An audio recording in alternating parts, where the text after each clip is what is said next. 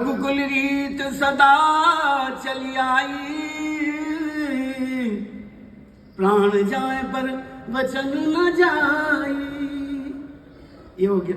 रघुकुल रीत सदा चली आई, प्राण जाए पर वचन न जाई। रघुकुल रीत सदा चली आई, प्राण जाए पर वचन न जाई। अब हनुमान जी नहीं आ रहे, मान लीजिए देर हो रही है, तो रघुकुल रीत सदा चली आई,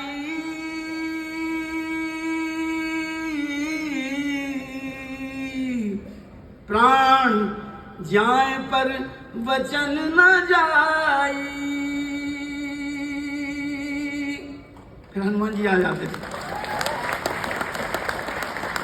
ये रघुकुल रीत सदा चली आई, प्राण जाए पर वचन न जाई। ये हो जाता था। तो ये इतने अंदाज, ये सारा माहौल जो आपको टीवी